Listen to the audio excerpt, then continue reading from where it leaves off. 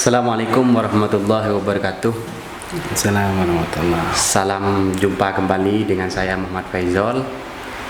Tetap di layar podcast Yauma TV Persatuan Alumni Darul Ulum Banyuanyar. Alhamdulillah hari ini kita kedatangan tamu yang sangat spesial sekali. Beliau ini merupakan salah satu alumni senior Pondok Pesantren Darul Ulum Banyuanyar. Assalamualaikum Bapak Haji Ahmad Khalil. Waalaikumsalam warahmatullahi. Apa kabar Ustaz? Alhamdulillah baik. Bapak Haji Ahmad Khalil MSI PhD. Beliau ini merupakan dosen aktif di kampus Universitas Trunojoyo Madura, dan beliau juga sebagai wakil dekan 2 FISIP. Cak Khalil saja ya, Iya, biar lebih akrab ya. Biar lebih akrab dan kelihatan milenial juga. Dari dulu memang dipanggil Cak. Cak Khalil sendiri kalau di Banyuanyar itu angkatan tahun berapa? Oke. Saya sebenarnya kalau dilihat angkatan sih sebenarnya kalau tahun mondok saya tahun 88. 88. Iya, tahun 88 terus ya mengalir aja. Saya keluar dari pondok itu sempat ditugas sih tahun 94, 95. Apa istilahnya keluar dari pondok dan melanjutkan S1. Oh, langsung pasca Langsung menyelesaikan pengabdian langsung Ya. kuliah ya. langsung kuliah. Dan alhamdulillah beliau sekarang sudah menjadi dosen di kampus ternama ya di Madura, di UTM. Ya, alhamdulillah. Selain beliau memiliki kesibukan berprofesi sebagai dosen, beliau juga alumni pesantren yang kalau diibaratkan dengan saya itu masih jauh ya angkatannya, lintas generasi sangat jauh ini. Pada kesempatan kali ini, sahabat Yauma TV, kita perlu bincang-bincang yang ringan ya, mengenai perkembangan pesantren dan digital. Tentunya Cak Khalil sendiri memiliki sudut pandang tersendiri mengenai perkembangan pesantren hari ini gimana seperti itu? Ya, baik ya. Kalau saya sih mencermatinya begini. Memang ya istilahnya namanya pesantren itu kan mengalami dinamisasi ya. Jadi perkembangannya itu tidak bisa diukur dari yang dulu-dulu saja. Artinya bisa kita pikirkan antara yang dulu, sekarang, dan memikirkan akan depan. Ya, masa depan itu. Tentunya periodisasi ini juga berbeda, ya kan? Kasuistik yang akan saya alami di masa saya mondok dulu tahun 88, ya karena komputerisasi tidak ada, tentang media sosial juga tidak ada, mungkin berbeda sekali ketika saya sudah mengalami pendidikan S1 dan melihat pondok dari luar seperti apa, dan saya mencermati pondok, ternyata komparasi dengan beberapa pondok yang lain ternyata begini. Jadi kita melihat itu banyak nuansa gitu. Artinya ada beberapa yang lebih dari pesantren, ada yang perlu ditambahkan lagi. Artinya bukan berarti pas pesantren itu kekurangan, bukan. Artinya lebih mengoptimalkan. Optimalisasi ya. Optimalisasi. Artinya ada beberapa yang mungkin slot-slot yang perlu kita kembangkan. Saya rasa mungkin insya Allah pesantren-pesantren itu tidak menutup diri terhadap perkembangan. Soalnya biar bagaimanapun yang namanya perkembangan sains, perkembangan ilmu pengetahuan itu sebenarnya banyak dialami oleh pemikir-pemikir Muslim, ya pemikir-pemikir Islam zaman dulu. Artinya tentu kita perlu mengembangkan kembali nuansa keilmuan kita. Ya, tidak hanya sekedar memikirkan tentang kajian fikih, ya tadi kajian-kajian yang lain, tapi juga kita memikirkan kalau dalam ini masa hadapan seperti apa.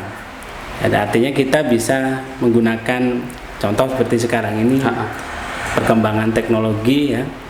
Mungkin zaman saya di tahun 2000-an ya, ketika saya baru lulus itu kan mungkin masih dianggap sebagai milenium kedua, gitu. Tapi sekarang udah perkembangan milenium ini kan berkembang pesat, ya kan, belum lagi 3.0, 4.0, 5.0. Jadi perkembangannya ini luas. Artinya pesantren ini perlu juga mencermati. Soalnya tidak menutup kemungkinan disrupsi informasi terhadap pondok pesantren itu juga akan mengalami. Itu kita bisa lihat perkembangan pesantren sekarang yang dulunya tidak punya website, sekarang kebanyakan sudah punya website. Yang dulunya tidak punya podcast, sekarang sudah punya podcast. Yang dulunya tidak punya media sosial, sekarang punya media sosial. Artinya tinggal bagaimana mengemas, gitu, mengemas media-media ini biar lebih smart, gitu. Soalnya tidak bisa kita pungkiri bahwasanya media ini semacam alat, gitu, media, gitu. Artinya kita tidak bisa menghakimi media begitu saja, karena ini memang dulu pernah ada pandangan skeptis tentang belajar sebuah media, khususnya komputer pada waktu itu. Pada waktu saya merasa di pondok itu ada yang kurang tentang pengetahuan komputer, saya dulu termotivasi sekali, gitu. Suatu saat bagaimana saya mempelajari komputer dan bagaimana ilmu saya bisa bermanfaat bagi pondok. Jadi rintisan-rintisan itu sebenarnya di awal saya masih zaman S1 kuliah di Jogja dulu, itu saya rutinkan setiap pulang ke Jawa Timur, ke Surabaya, mesti saya sisihkan 3 hari ke pondok. Jadi ke pondok, dan saya biasanya sosialisasi dengan Ustadz, bukan menggurui tapi sharing ilmu. Ustadz, saya mohon nanti kita kumpul, gitu, saya insya Allah ke pondok nih, gitu loh. Jadi nanti kita mengadakan pelatihan komputer, gitu. Jadi yang waktu itu di awal-awal memang tidak santri yang saya latih, jadi memang ustadz-ustadznya, jadi bukan santrinya lagi, jadi ustadz-ustadznya, gitu, sharing, gitu. Jadi sharingnya ustadz, gitu. Jadi nggak cuma di, alhamdulillah nggak cuma di, sebenarnya nggak cuma di di Banyuanyar saja, tapi di beberapa tempat juga saya konsen di bidang pelatihan, gitu, sharing ilmu, gitu. Tujuannya itu mengembangkan. Jadi dari sini saya melihat bahwa pesantren tidak hanya sesempit bahwa pesantren hanya menekankan pada sisi pendidikan keagamaan saja, tetapi pesantren juga harus hadir, begitu ya, Ustaz? Ya. Sebab gini, kalau kita tidak hadir dalam penggunaan media, itu yang dikhawatirkan nanti media-media itu dikuasai orang-orang yang tidak punya paham agama.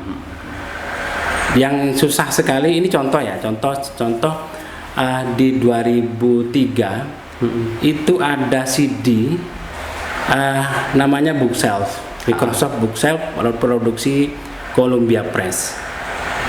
Di dalam CD itu 2003 ya. Saya beli 2007. Artinya saya terlambat 4 tahun dari informasi CD itu dimunculkan, kan begitu.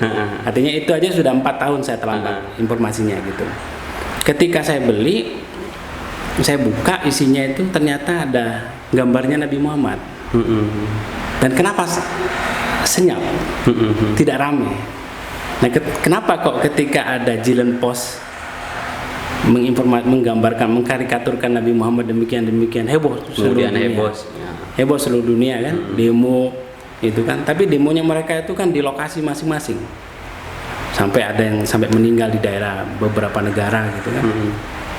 Mengkonternya mereka itu kan tidak cukup hanya mengkonter keluar-keluar di pinggir jalan, mereka mengkonter dari media, kita juga harus lawan dengan media.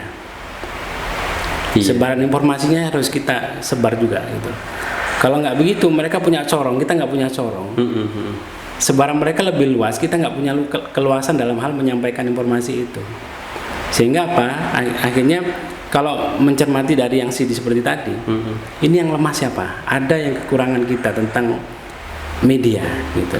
Seandainya kita memahami media, tahu konten-kontennya, ternyata di kita itu ada beberapa yang disisipkan di situ. Bukan berarti terus kita antipati ya, akhirnya dengan adanya media itu, oh ini media kita dirusak, jangan pakai. Itu justru yang perlu kita koreksi di situ. Sebab media itu kan ibarat kata itu pisau. pisau itu kan sebenarnya belum punya hukum penggunaannya, digunakan pada waktu untuk menyembelih, akhirnya penggunaan pisau itu jadi sunnah. Iya. Tapi kalau misalnya dipergunakan untuk mengupas bawang, itu jadi mubah, boleh-boleh aja kan gitu. Tapi kalau penggunaan pisau itu dimasukkan ke perut orang, artinya membunuh, berarti itu kan jadi haram. Jadi haram. Kan begitu. Penggunaan medianya. Akhirnya artinya apa? Artinya media itu ibarat kata sebuah pisau gitu. Tergantung bagaimana kita menggunakan media itu. Nah, kalau kita memang saya pernah mengadakan riset di tahun 2012 itu tentang difusi inovasi di pesantren berkaitan dengan masalah internet gitu loh. Bagaimana penggunaan internet di sebuah pesantren. Artinya di beberapa pesantren itu memang ada yang mereka yang dulunya menolak terus menerima, ada yang menolak dan terus menolak, ada yang menerima dan terus menerima, ada yang juga menerima terus menolak, ada yang demikian. Artinya ada beberapa kasuistik gitu loh. Ada kasuistik. Jadi tidak namanya difusi inovasi itu kan mesti harus ada inovasi dulu. Gitu. Jadi inovasi ini kan merupakan kembangan-kembangan baru. Nah, kita di era sekarang ini kita tidak bisa menolak inovasi itu. Untuk perkembangan teknologi itu lebih cepat gitu. Mau tidak mau harus mau tidak mau, bukan harus, mau tidak mau mereka akan mengalami dan megang. Santri mana sih yang nggak megang handphone sekarang? Iya. Kalau dulu dilarang pakai handphone, ya zaman saya masih pakai handphone, salah satu handphone yang tanpa, bukan smartphone ya, masih basisnya masih Symbian, belum Android, belum iOS gitu kan, masih Symbian, itu masih bermasalah gitu. Tapi sekarang ini kan mereka sudah keluar pondok, mereka langsung pegang. Nah, kelemahannya adalah yang saya cermati, mereka ketika baru pegang itu liar. Semua artinya dikontrol. Tidak ada kontrol, mereka meskipun dia tahu tentang agama, tapi dia tidak paham tentang bagaimana harus menggunakan media secara smart, terus bagaimana menyaring, memfilter informasi secara smart kan gitu. Akhirnya mereka tahu informasi sebar. Seakan-akan itu mereka, wah ini informasi yang, jadi mereka itu inginnya terdepan menyampaikan. Ingin menyampaikan yang terdepan, padahal itu kan mereka tidak tahu itu mana yang hoax, mana yang fakta gitu, mana yang betul-betul itu ada gitu. Kadang-kadang kelemahan di kita itu kan begitu. Kalau kita lihat di grup-grup santri itu kan banyak sekali yang hoax bertebaran itu kan, tanpa dilihat data itu dari mana gitu. Merasa dirinya terdepan menginformasikan, padahal itu kalau diserap lagi ada yang salah juga. Kadang-kadang gini, informasi itu kadang-kadang disisipkan suatu yang baik, tapi nanti ada yang buruk disisipkan di situ. Jadi kesannya nggak cuma baik toh, tapi nanti dia disisipkan. Ada misi terselubung. Nah, jadi ya itu namanya, kita kan nggak tahu ya, namanya buzzer itu kan dia kan ingin mencari audiens begitu banyak kan, sebaran informasinya lebih banyak. Artinya begini, bukan berarti terus kita takut dengan media, tapi bagaimana kita melatih, memberikan informasi, memberikan pemahaman media, atau bagaimana menggunakan media itu secara smart.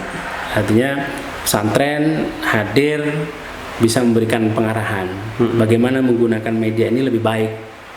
Kalau seandainya media ini di pesantren dipergunakan dengan baik, sebaran informasi, sebaran ilmu itu akan lebih luas. Kan begitu. Nah, sekarang banyak informasi-informasi receh yang mereka kumpulkan dan mereka kirim dan share di media sosial. Sedangkan pengajian-pengajian, kajian-kajian keislaman itu jarang kita sebarkan di media sosial. Paling-paling itu nanti dari beberapa tokoh aja. Tapi seandainya kita bisa memunculkan satu kajian yang bagus dari kita, minimal istilahnya kita baca kitab, terus kita share, itu kan manfaat. Gak usah jauh-jauh lah.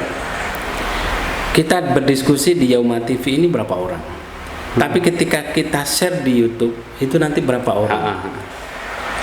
Rasio yang mendengarkan itu akan lebih banyak. Belum lagi nanti mereka yang share, ya kan, menyebarkan kebaikan-kebaikan. Nah, itu manfaatnya akan lebih luas. Dan kita tahu bahwasanya perbedaan antara realitas sosial dan realitas digital. Kalau realitas sosial itu dia akan muncul kalau ditanyakan. Iya. Tapi kalau realitas digital itu bisa dibaca dari jejak digital. Artinya begini, kalau seandainya ingin tahu pesantren Banyuanyar, contoh misalnya, terus ditanya tentang bagaimana ketokohan ini, ditanyakan kepada salah satu tokoh atau mungkin sesepuh, dia akan menyampaikan. Itu muncul ketika ditanyakan. Iya. Orang kalau tidak ditanyakan tidak akan tahu. Tidak akan tahu Informasi yang ada di benak tokoh tersebut. Tapi kalau jejak digital, kita menyampaikan, misalnya saya pernah merekam Kiai membaca Asmaul Husna, contoh misalnya. Terus saya save, saya edit, saya upload, dan itu alhamdulillah yang menonton sudah lebih dari 1.000. Kan begitu. Padahal kalau misalnya kebaikan-kebaikan itu bisa kita sebarkan lebih banyak lagi, kan lebih bagus. Iya. Belum lagi yang close group yang mereka tampilkan di situ kan. Artinya sebaran informasinya yang mungkin di situ hanya ribuan, tapi di close group mereka share lagi. Artinya banyak kebaikan-kebaikan yang jejak digital itu bisa ditebarkan. Tapi kalau misalnya jejak sosial yang harus diangkat dan dimunculkan ketika kita berdiskusi atau menanyakan kepada seseorang, itu kan muncul ketika kita tanyakan. Artinya dan yang memberikan informasi itu yang mendengarkan pada waktu itu aja. Artinya terbatas. Kan begitu. Tapi dengan penggunaan media, sebaran informasinya kan lebih luas. Kan begitu. Iya. Maka tidak heran teknologi ini begitu cepat. Ya, sebagaimana teknologi, bagaimana media itu, device itu ditemukan. Ya contoh nggak usah jauh-jauh lah. Untuk telepon aja untuk bisa dikenal dan bisa dicapai sekitar 100 juta pengguna itu butuh sekitar 75 sampai 100 tahun. Sedangkan Facebook itu cukup 4 tahun untuk bisa dikenal oleh 100 juta pengguna. Dan ada game Pokemon Go hanya cuma sebulan untuk bisa mencapai 100 juta pengguna. Artinya tebaran informasi digital itu lebih cepat. Jadi kalau bicara batas ruang dan waktu, mungkin kecepatan itu melebihi dari kecepatan ruang waktu kan gitu. Tapi ini kita bicara yang mudah-mudah aja, yang ringan-ringan aja ya, saya rasa begitu. Jadi kalau kita saya rasa gini, artinya pesantren ini terutama di era sekarang ini mungkin kita perlu kolaborasi. Ya, kita kolaborasi dalam artian begini, media kita kemas, jangan terlalu menafikan dengan media, karena media ini sebenarnya bukan barang yang salah. Kan gitu. Tergantung bagaimana media itu digunakan, kan begitu kan. Nah, seandainya itu bisa dimanfaatkan lebih luas lagi, kan lebih bagus. Misalnya contoh, nggak usah jauh-jauh lah. Contoh misalnya pesantren punya konten kajian misalnya, baca kitab, direkam tentang misalnya kajian tentang Nahu Sorob misalnya, dibuat aja tentang ilmu Nahu. Yang pertama seperti apa? Jadi misalnya tentang Al-Kalam misalnya, dikutip misalnya, apa yang dinamakan kalam misalnya. Al-kalamu huwal lafdul murakkabul mufidu bil wati. Simpel aja. Al-kalamu tining kalam huwa ya kalam al-lafdu bani kalafat, kan gitu. Nah, misalnya diteruskan gitu. Itu kalau seandainya dikutip 1 menit dikirim ke TikTok, dikirim ke IG, akhirnya orang paham, oh namanya kalam itu begini. 1 menit video tapi bermakna, kan gitu. Dan kajiannya itu terus menebar sampai orang itu meninggal, selama data itu tidak hilang, tidak di-delete, tidak di-ban dan tidak dihapus, data itu akan terus bertahan. Data saya 10 tahun yang lalu masih disimpan baik-baik dengan Facebook. Meskipun receh. Iya. Kan begitu. Artinya mereka masih setia menyimpan data kita gitu. Apakah data kita yang baik-baik itu juga akan, itu yang baik-baik dan yang buruk-buruk juga disimpan, yang baik-baik apa nggak lebih baik yang baik-baik aja yang kita sebarkan, biar mereka simpan dan kita sebarkan lagi. Kan begitu. Sangat menarik sekali obrolan pada kesempatan kali ini. Berbicara tentang pesantren ini memang tidak ada habisnya gitu kan. Iya betul. Di tengah perkembangan yang semakin canggih teknologi ini, kira-kira menurut Cak Holil sendiri, apakah ini justru menjadi peluang atau ancaman bagi pesantren itu sendiri ke depan? Dikatakan peluang ya peluang, dikatakan ancaman mungkin juga ancaman. Ancaman juga ya. Itu artinya begini, dikatakan peluang karena kita tebaran informasinya lebih luas dengan menggunakan media. Kalau mungkin hanya sekedar kita mengutarakan sesuatu, komunikasi dengan seseorang tanpa menggunakan media, corong misalnya atau speaker, loudspeaker misalnya, itu orang-orang tertentu yang dengar. Untuk bisa mencapai orang ngaji sampai ke belakang masjid, itu kan perlu loudspeaker, perlu media. Tapi lebih luas lagi orang yang hanya bukan di luar masjid, di dalam masjid aja, baik di luar masjid, perlu kan perlu media yang lebih luas lagi, kan gitu, radio. Ternyata pengen luas lagi daripada radio, ya internet. Orang yang ada di Malaysia, di Singapura, di Brunei, di Saudi, di beberapa negara bisa dengarkan kajian-kajian kita, dan insya Allah pengajian itu tidak putus. Nah, dikatakan ancaman mungkin bisa jadi karena disrupsi informasi tadi, banjir informasi, kita tidak tahu mana yang baik, mana yang buruk, ya kan? Kalau tidak smart, kita tidak bisa memfilter informasi itu, kita bisa terpapar. Kan gitu. Tidak jarang bahwasanya pesantren itu diserang dengan informasi-informasi buruk. Kan begitu kan? Tokoh-tokohnya diserang, ulama-ulamanya diserang. Kita hanya keluar-keluar marah-marah, tapi kita mengungkapkannya nggak bisa mengungkapkan secara media, melawan dengan mengcounter dengan media juga. Akhirnya yang mereka yang menguasai media, ya mereka yang lebih leluasa menyampaikan informasi buruknya kita. Seakan-akan kita yang salah gitu. Tapi bagaimana memberikan informasi itu lebih baik, mengcounter bahwasanya oh tidak, itu tidak begitu. Kita itu begini. Nah, untuk mengcounter itu kan perlu ada pembanding minimal menggunakan media yang sama. Jadi orang yang menggunakan media tersebut bisa membaca, mengkomparasikan. Oh ternyata ada komparasinya begini. Artinya kita bisa lebih mawas diri, gitu, lebih mengkontrol diri, kan gitu, introspeksi diri minimal.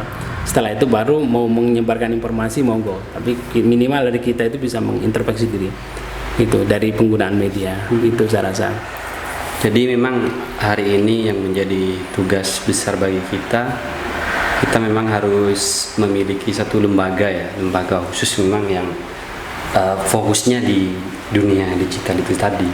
Kalau lembaga khusus sih mungkin ya minimal kalau mungkin sekelas pesantren tidak harus punya lembaga besar tentang digital ya. Mungkin kita minimal kita aware lah, peduli terhadap media gitu. Artinya gini, saya dulu masih awal-awal di tahun 95-an, mungkin nggak kebayang komputer itu akan sedahsyat seperti sekarang.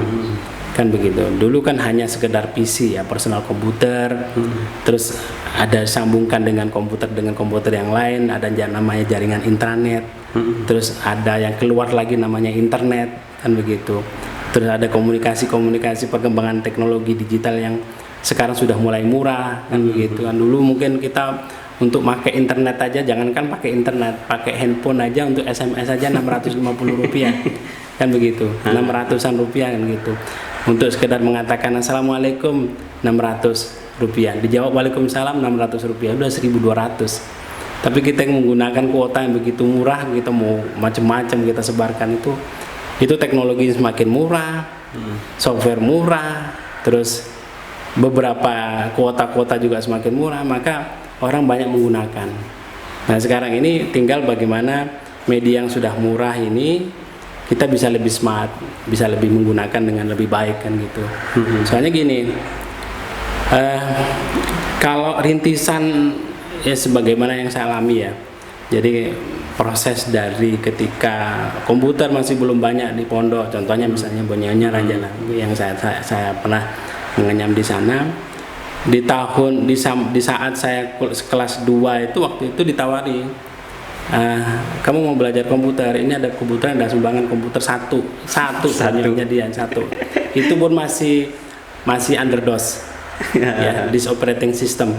Jadi masih programnya juga masih WS Lotus, jadi belum Microsoft Word seperti sekarang ini. Tapi pada waktu itu saya merasa saya sudah kelas 2, saya mau keluar dari pondok, mau kuliah. takutnya nanti ilmunya nggak berlanjut, dilanjutkan ke yang lain aja. Kalau tidak salah waktu itu almarhum yang baru meninggal Ustadz Adim yang belajar komputer pertama waktu itu di Pamekasan gitu. Terus saya ke Jogja merasa betul itu. Ternyata komputer ini penting. Sampai suatu saat saya harus punya target gitu, harus punya komputer. Alhamdulillah di semester kedua saya dapat bantuan beasiswa. Bantuan beasiswa itu saya belikan komputer, saya tekuni komputer ya karena waktu itu masih mahal ya komputer dan pelatihan juga masih agak langka, jadi saya belajar otodidak. Ya alhamdulillah baca dari beberapa majalah, langganan majalah, memang tidak murah sih. Namanya komputer itu kan ilmunya juga masih agak langka, jadi semuanya serba mahal waktu itu. Alhamdulillah ketika saya dapat pengalaman komputer, saya ingin mencurahkan ini untuk kawan-kawan di pesantren. Saya buat pelatihan, bahkan saya pernah melatih di Malaysia juga pernah, di anak-anak Western Digital di Malaysia Kuala Lumpur, itu ada 100 orang di bawah Korps Muslimah Indonesia itu di situ.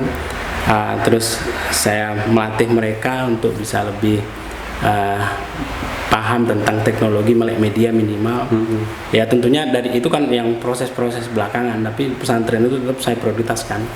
Itu bagaimana sampai rintisan-rintisan Dubakom itu muncul gitu kan, sampai awal-awal Dubakom itu muncul, sampai saya konsen bagaimana media dokumentasi ini penting kan gitu. Saya merasa suatu saat ini, mungkin pada waktu itu nggak merasa penting, tapi suatu saat data yang akan kami dapatkan ini akan penting ketika beliau-beliau sudah tidak ada. Dan itu saya terinspirasi betul ketika saya datang ke suatu pameran pesantren seluruh Indonesia di Jawa Timur.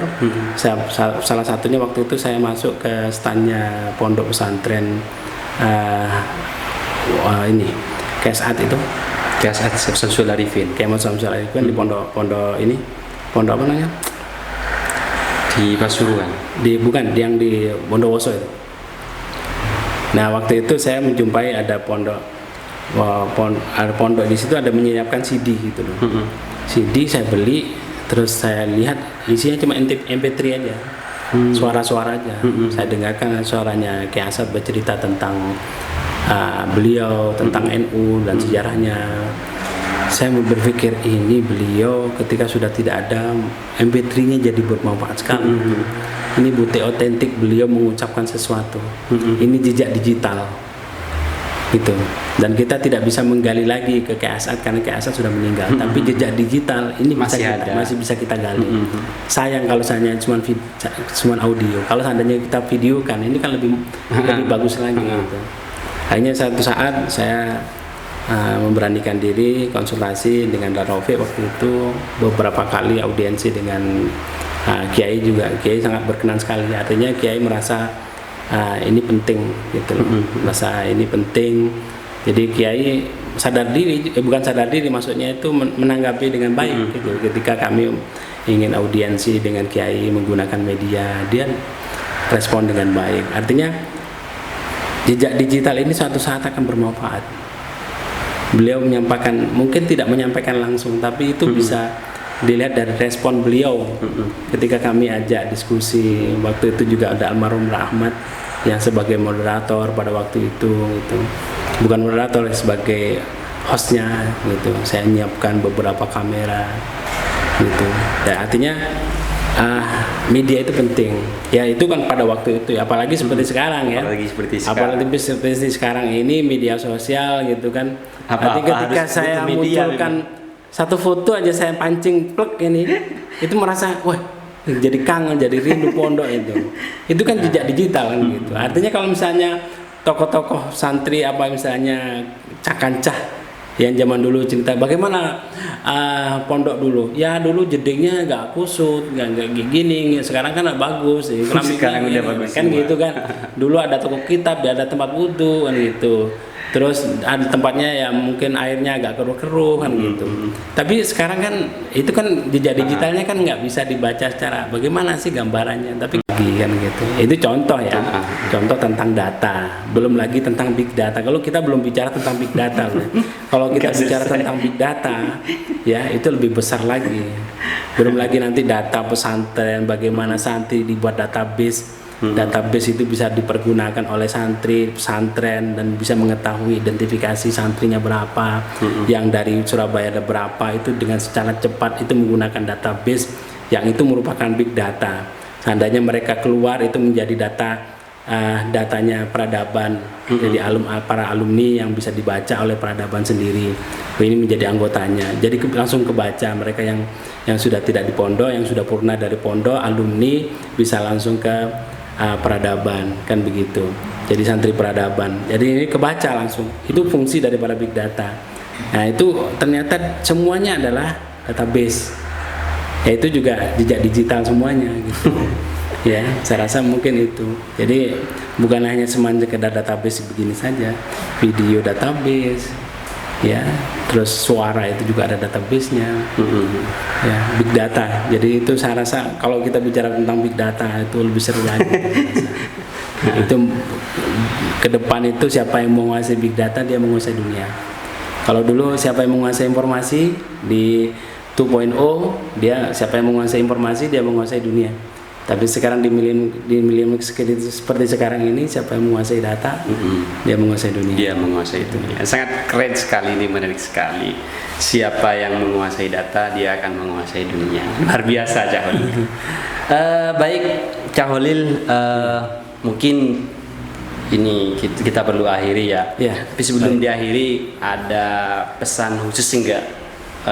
Untuk pesantren, bagaimana kemudian pesantren itu lebih semangat lagi, lebih mempersiapkan diri lah untuk kemudian bisa survive dengan perkembangan ini. Ya, saya rasa begini, media sosial, teknologi internet itu adalah produk inovasi. Inovasi ini harusnya kita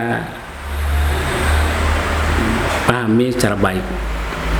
Artinya tidak hanya dipandang dari sisi negatif, tapi juga harus bagaimana kita bisa lebih memanfaatkan media ini, ya, produk inovasi ini lebih baik. Nah, soalnya nanti harapan ke depan itu kan bagaimana pesantren itu bisa memberikan disrupsi informasi melalui media kepada seluruh halayak. Bukan hanya sebagai kepada santrinya, tapi kepada alumninya, bahkan kepada masyarakat. Manfaatnya akan lebih luas, kan gitu kan. Jadi pesantren tidak hanya sebatas hanya pesantren lingkup kecil, tapi menjadi pesantren yang lebih luas manfaatnya. Saya rasa mungkin itu. Ya. Terima kasih. Demikian sahabat Yauma TV dimanapun Anda berada. Demikian yang dapat kami persembahkan. Selamat sore, salam, sampai jumpa. Assalamualaikum warahmatullahi wabarakatuh.